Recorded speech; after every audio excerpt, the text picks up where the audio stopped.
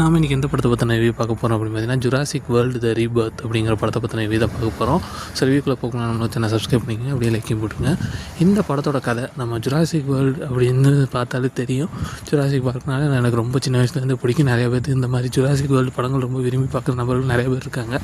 So அதே கதைகளை பூர்த்தி பண்ணுற விதமாக அந்த நம்ம எக்ஸ்பெக்டேஷன் என்ன இருக்குமோ அதை பூர்த்தி பண்ணுற விதமாகவே இந்த படம் எடுத்துருக்காங்கன்னு சொல்லலாம்.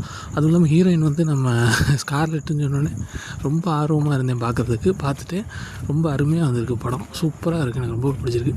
கதை என்ன அப்படின்னு பார்த்தீங்கன்னா, ஒரு மெடிக்கல் கம்பெனி அவங்க ஒரு மருந்து கண்டுபிடிக்கிறதுக்காக 3 டைனாசரோட சாம்பிள் கேட்குறாங்க. அந்த சாம்பிள் எடுக்க போன குழு என்ன ஆனாங்க, அவங்க வந்து உயிரோட திரும்பி வந்தாங்களா, சாம்பிள் எடுத்தாங்களா அப்படிங்கிறது தான் வந்து இந்த படத்தோட மீதி கதையாகவே இருந்திருக்கு. ஸோ அதை தான் வந்து கதையை எடுத்து வச்சுருக்காங்க. ஸோ கண்டிப்பாக நீங்கள் இந்த படத்தை பார்த்தீங்கன்னா உங்களுக்கு பிடிக்கும். எனக்கு ரொம்பவே பிடிச்சிருந்துச்சி. கண்டிப்பாக ட்ரை பண்ணி பாருங்கள், உங்களுக்கும் கண்டிப்பாக பிடிக்கும் அப்படின்னு நினைக்கிறேன். பார்த்துட்டு கமெண்ட்டில் எப்படி இருக்குன்னு சொல்லுங்கள்.